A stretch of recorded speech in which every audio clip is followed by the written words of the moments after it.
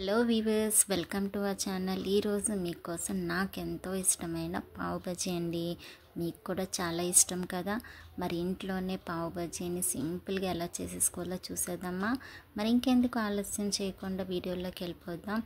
వీడియోలోకి వెళ్ళే ముందు నా ఛానల్ని సపోర్ట్ చేయండి, కాస్త సబ్స్క్రైబ్ చేసుకోండి. ఈ రెసిపీకి మనం వెజిటేబుల్స్ని కుక్ చేసుకోవాలి. అందుకని కుక్కర్ తీసుకొని 1 కప్ క్యాలీఫ్లవర్, 1 కప్ క్యాప్సికమ్, అలాగే 1 కప్ పొటాటో, అలాగే ఇందులోనే 1 కప్ క్యారెట్ కూడా వేసుకోవాలి. క్యారెట్తో పాటు 1 కప్ పీస్ అంటే పచ్చి బఠానీలు కూడా వేసుకుని 3-4 విజిల్స్ వచ్చే వరకు దీన్ని బాగా ఉడికించుకోవాలండి. 2 కప్స్ ఆఫ్ వాటర్ వేసుకొని అలాగే కొంచెం సాల్ట్ కూడా వేసుకోవాలి.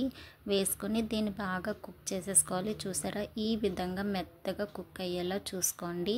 ఇప్పుడు వీటిని మనం బాగా మ్యాష్ చేసేసుకోవాలన్నమాట. ఇదిగోండి, చూపించిన విధంగా మనం కుక్ చేసుకున్న వెజిటేబుల్స్ అన్నీ ఇంకోండి ఈ విధంగా మెత్తగా చేసేసుకొని మనం సైడ్ చేసుకొని పక్కన పెట్టుకోవాలన్నమాట. ఇదిగోండి, ఈ విధంగా మెత్తగా చక్కగా పేస్ట్లా చేసుకుని పక్కన పెట్టుకోండి. ఇప్పుడు ఒక ప్యాన్ తీసుకుని అందులో 1 or 2 స్పూన్స్ బటర్ వేసుకోవాలి. అలాగే కొంచెం ఆయిల్ కూడా వేసుకొని 1 కప్ సన్నంగా తరిగిన ఆనియన్స్ వేసుకొని ఇవి గోల్డెన్ కలర్లోకి వచ్చేంత వరకు బాగా ఫ్రై చేసేసుకోవాలి.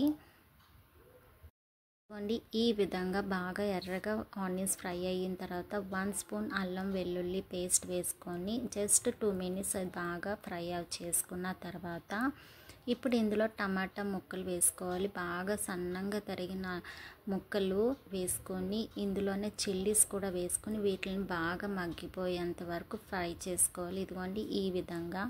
ఇప్పుడు ఇందులో కొంచెం మనం క్యాప్సికమ్ ముక్కలు సన్నంగా తరిగిన వేసుకోవాలి. అలాగే యాజ్ పర్ టేస్ట్ కొంచెం సాల్టు, 1 స్పూన్ కారం, అలాగే కొంచెం పసుపు వేసుకొని దీన్ని బాగా మిక్స్ చేసేసుకొని ఇప్పుడు ఇందులో మనం పావ్ బజ్జీ మసాలా అండి, ఇది ఒక 3 స్పూన్స్ వేసుకొని బాగా ఫ్రై చేసేసుకోవాలి.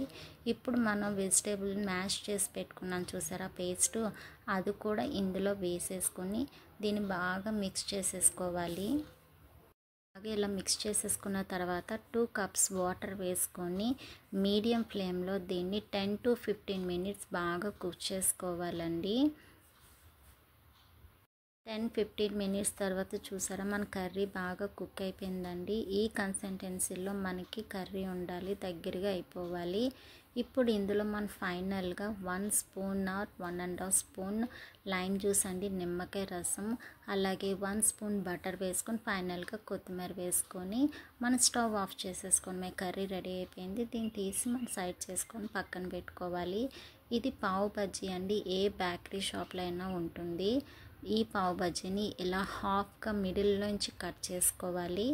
ఇప్పుడు దీన్ని మనం పెనం మీద పెట్టుకొని కొంచెం బటర్ వేసుకోవాలి. బటర్ వేసుకొని ఇప్పుడు మనం రెడీ చేసుకున్న బ్రెడ్ ఉంది చూసారా, పావ్ బజ్జీ బ్రెడ్, దాన్ని 2 సైడ్లా పెట్టి మనం కాల్చుకోవాలన్నమాట. ఇదిగోండి, ఈ విధంగా పెనం మీద పెట్టి కొంచెం బటర్ వేసుకొని 2 సార్లు ఒక 2 మినిట్స్ అయితే సరిపోతుంది. 2 మినిట్స్ ఇలా కాల్చుకుంటే సరిపోతుంది. బ్రెడ్ కూడా రోస్ట్ అయిపోయిందండి 2 సైడ్లు. ఇంతేనండి, సింపుల్గా అయిపోయింది. మన పావ్ బజ్జీ అయితే రెడీ అయిపోయింది. ఇప్పుడు